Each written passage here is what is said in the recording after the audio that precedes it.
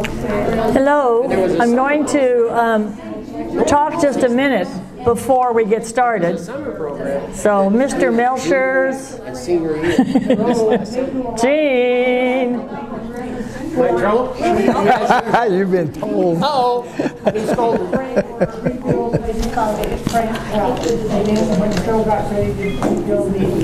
I wanted to talk a little bit about our next meeting. If you got our newsletter, you saw that we are featuring Raleigh Duntley, the AV Barbecue King. There's a park in Lancaster named for Raleigh. And we are not only having his granddaughter come and talk about her grandfather, but we are having his grandson, who's also named Raleigh, prepare a meal for us. And we are going to be eating here in the library since the time will have changed and it will get dark early. So we are going to be eating here in the library. I've already cleared it. We can get in early. We're going to plan on eating here at 4:30, and then following that we will have the talk by Ina, Raleigh Duntley's granddaughter, about her grandfather. So we're really excited. And if you are a member, you get a free meal. You just have to sign up. And Janet is over there taking your name. If you are not a member and would like to come, it's $25. $20. I'm sorry, $20. Yeah. So anyway, we're excited about this. We hope. Take the money if they're not a member. Okay, we are. We hope this is going to be really fun, because for many, many, many years, Raleigh Duntley, ran cattle. He had lots of land up in Oak Creek, ran cattle all through the valley, was just a larger-than-life individual, I think. So it's going to be fun to hear from his grandchildren. All right, another thing I need to say to everybody, the Historical Society, me, is getting a little older and running out of energy, and so we're not going to, or I'm not going to be at the Old Timers Barbecue with a table Sunday. Just wanted you all to know. It's just, there's only so much I can handle. So for the first time in some years, we're not going to have a presence at the Old Timers Barbecue. But the Old Timers Barbecue is on Sunday. And you're also going to get the same kind of barbecue that Raleigh Duntley made famous. Siobhan, our program chairman, has had some family things. And so she's not going to be here to introduce our speaker. But I think it's time, since we have to be out of here by 7.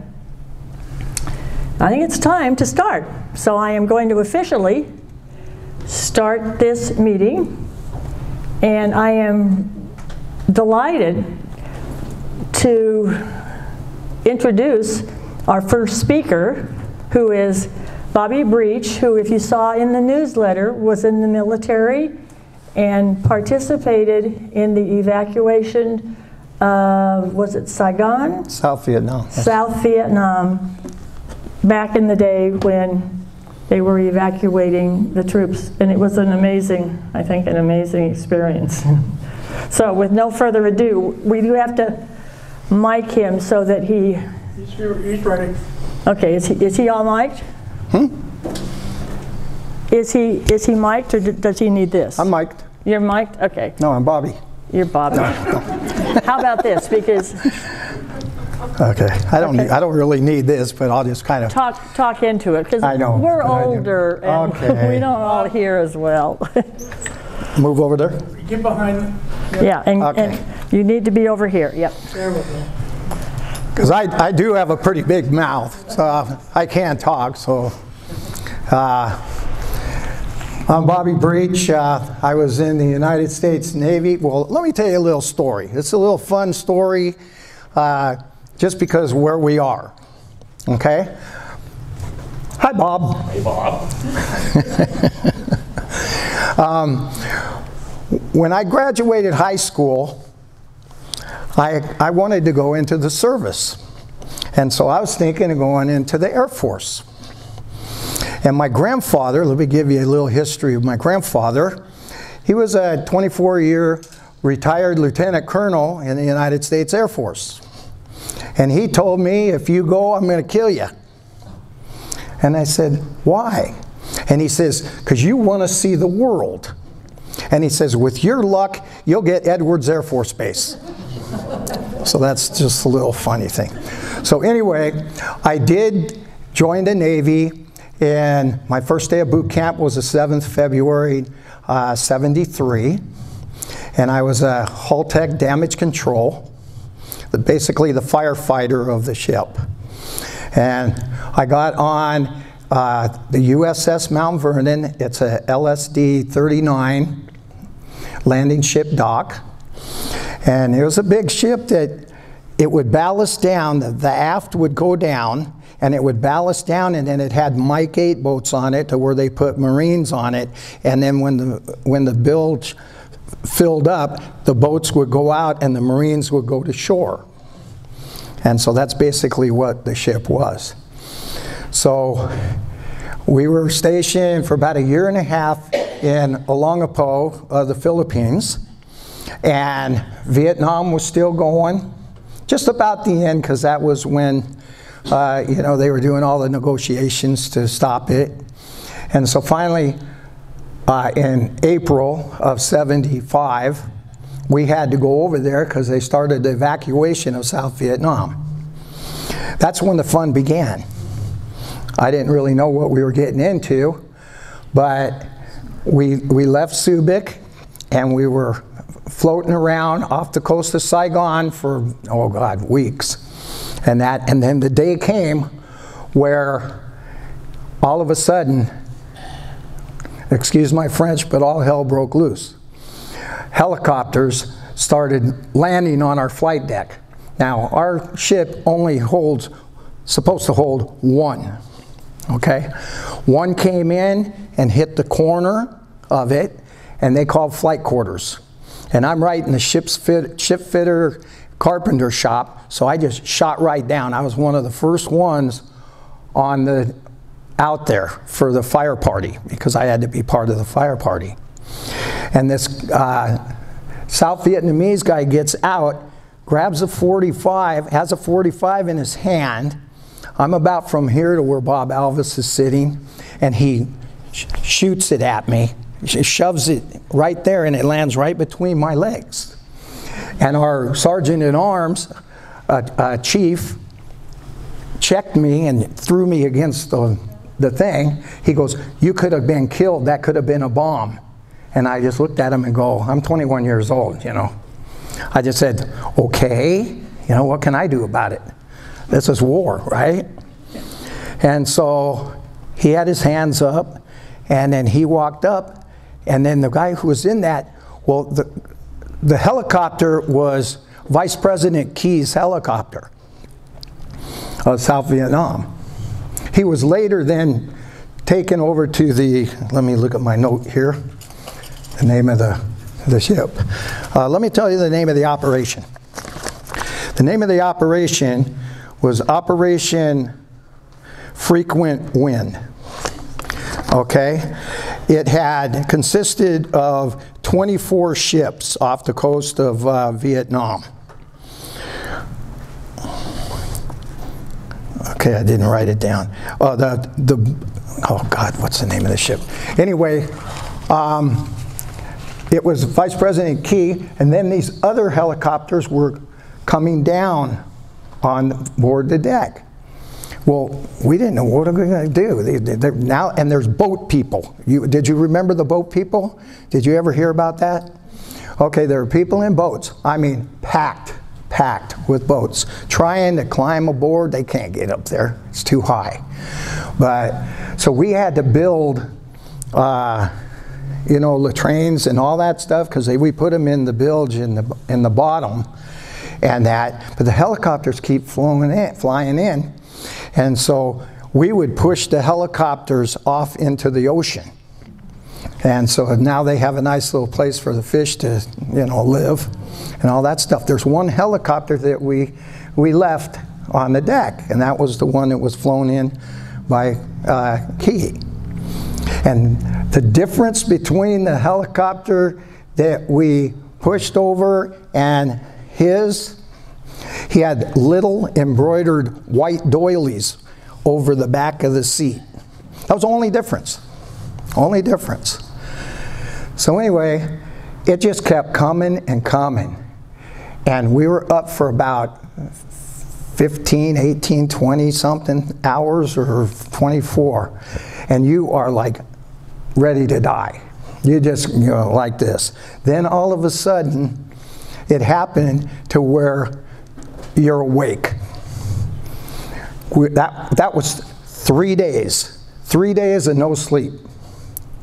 Finally, after everything subsided and all the boat people were taken care of or turned away, and we had probably about 400 or 500 on board our ship, and then we took them over to Subic Bay in the Philippines.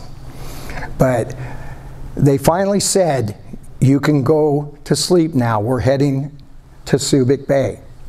We're all, yeah, we could do that. I get in my bunk, everybody else gets in their bunk, and you're like this.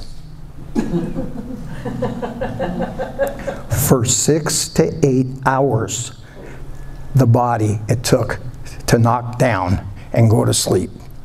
We were out for 4 hours, and we woke up just, hey, you guys want to play baseball or something? If we had a baseball diamond, on that. But it's weird how the body works that way on everything. But my experience, and that was basically my experience of the evacuation of South Vietnam.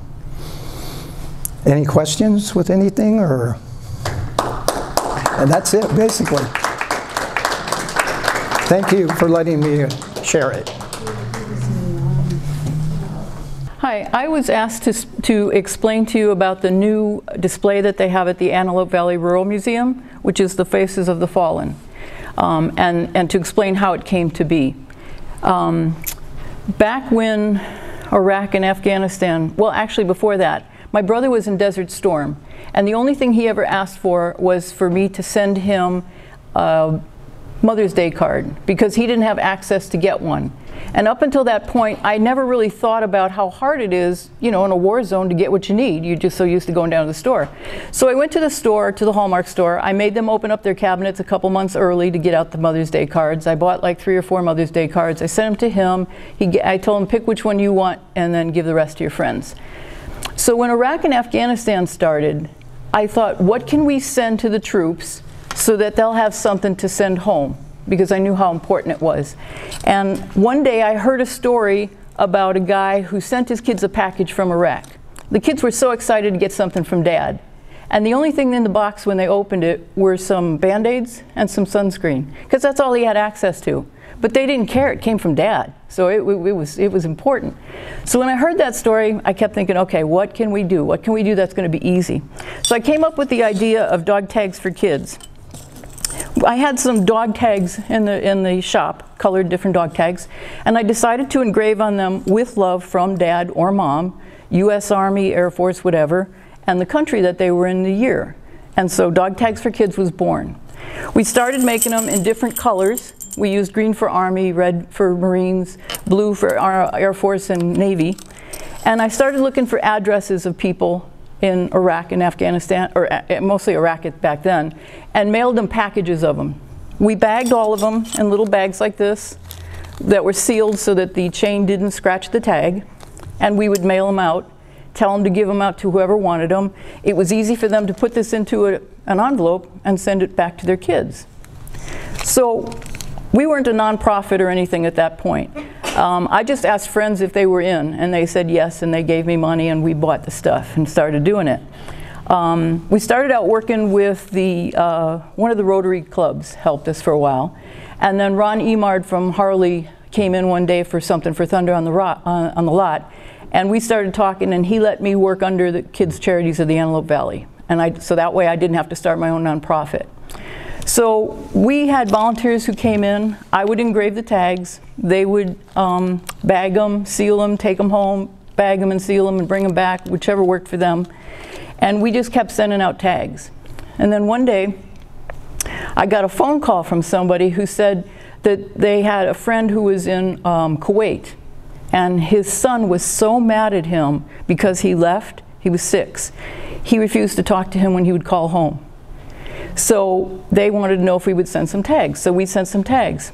And when I actually talked to the guy later, I asked him, the guy that was deployed, I said, how did you hear about our project? And he said, oh, I read about it in the AV Press online. I said, well, what are you doing reading the AV Press online and from Kuwait? And he said, oh, I'm from Palmdale. So it turned out that he was a Palmdale sailor who left, and his son Christian would not talk to him. When he got the tags, he sent the tags back to his 2 sons, and his son opened the tag, put it on, and that night when he went to bed, he kissed it and he said, good night, Daddy. The next time his dad called, he talked to him. And I just thought, you know, every kid of a soldier or a military member wants their own dog tags. You know, they're always playing with the dog tags. So this was perfect. So we did that for 14 years. We ended up sending over 840,000 tags to the troops to send home to their kids.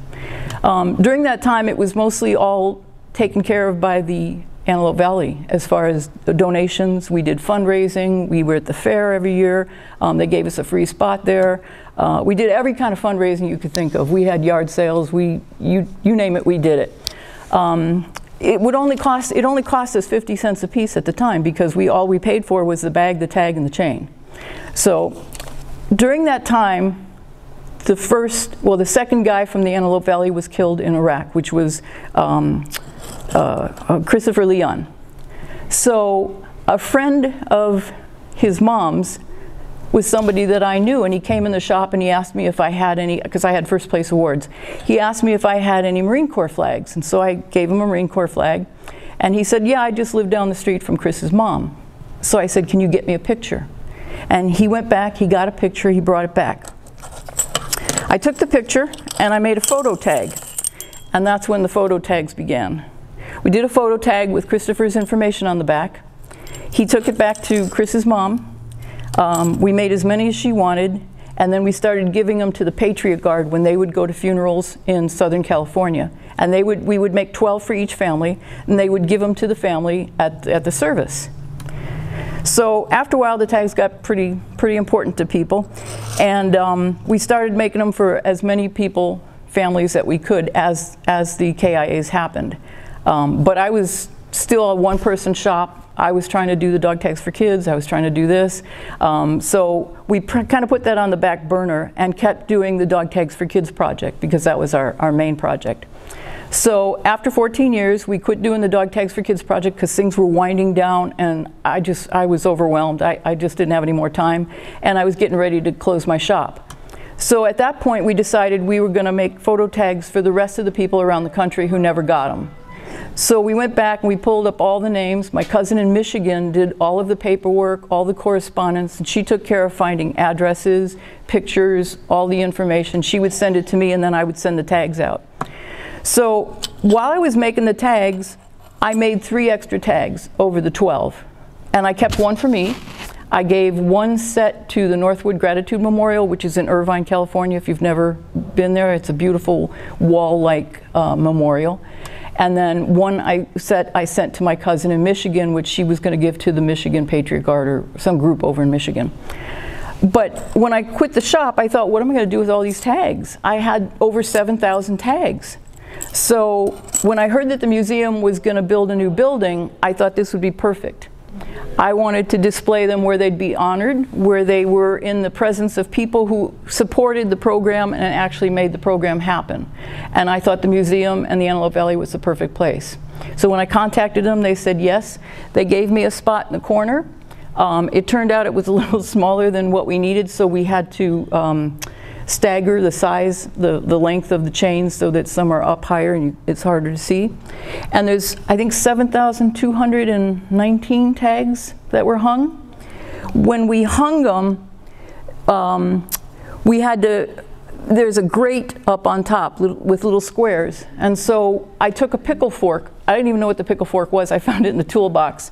And we threaded each chain up and over, came down, and then hung the tag the specific direction that we wanted it to be. All the tags are identified with a grid system. And there's a thing underneath that tells you where to go. We're in the process of computerizing so that you can look up the name and then find out exactly where the person is. Sorry. I forgot to show you the pictures of the other things. So, it's not working. Maybe I'm too far? No? Oh, it's going that way. Okay. So this was the original Dog Tags for Kids project. That's Christian down there on the right-hand side with the white shirt. He's the one that wouldn't talk to his dad. That's Major Cell. He's from the Antelope Valley. And those are the tags that we sent. All the different colors, the different branches. And they were all free to the troops. That's Christopher Leon. He was our first tag that we ever did. And you can see her wearing her tag. Her son was buried on the 4th of July. At Riverside National Cemetery. And you can see him holding his tag. I always felt like it was something that people had that they could hang on to, especially when they left the cemetery. And I have hundreds of thank you cards and letters from people who got both kinds of tags, but I still have them all. We got pictures from people with their kids and what those tags meant, those with love tags. It was great. And then these are the photo tags. So if you do go to the Old Timers barbecue and you go back to the museum, when you go in there straight back in the corner, we're still working on the lighting. We're still working on a sign in the back explaining exactly what it is. But I thought that was the perfect place, and it's pretty amazing. I saw people, when I was there at the fair, there was a guy who said that he was looking for John Allen from Palmdale. He said I went to high school with him, and he couldn't find his tag. And so I helped him find the tag, and he was so overwhelmed, it was unbelievable. I mean, another guy the other day, or a couple weeks ago, at the fair was, he knew 4 guys that were killed during 4 different deployments. And each time he found one, he said, thank you so much. I'm not the only one that remembers them. So I'm just so happy and so appreciative of the museum in the Antelope Valley for backing the project, for giving it a place of honor that will always be there, and a place where families and friends of these guys and girls can go and actually know that somebody does care and somebody paid attention that they're gone. So let's see, I also did some photo tags of the World War II photo tags. Come out really good. I know you can't see it, but I can pass it around if you like. That was my father's. He was the first photo tag I ever did to put over his flag from his funeral.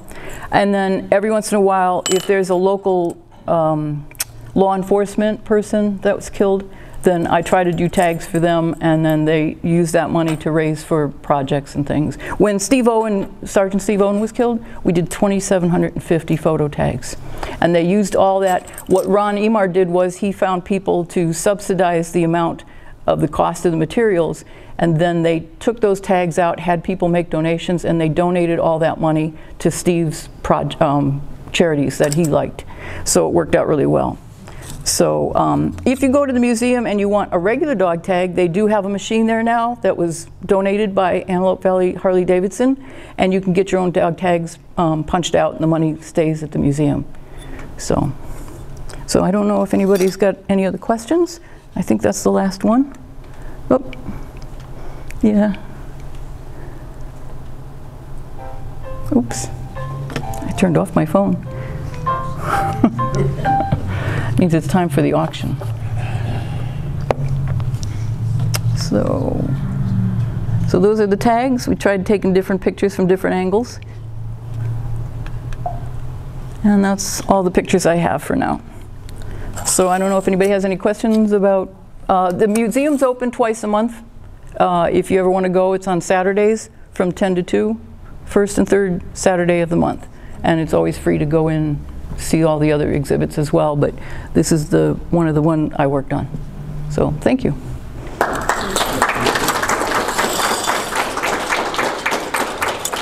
Thank you. It is really an amazing sight if you haven't been. Oops, I'm being told to move over. Anyway, it is an amazing sight, and so you should, if you can, get a chance to go. I think the two people who took their time to come and talk to us, we appreciate it. I'm sorry Siobhan wasn't here. I'm hoping things are hanging in with her dad. But I'm glad you all came, and I hope to see all of you next month. We're going to eat at 4:30. So I hope you have already signed up. So anyway, thank you for coming. We're going to end early, but that's easier for me since it's not going to be dark outside when we leave. So thank you all for coming.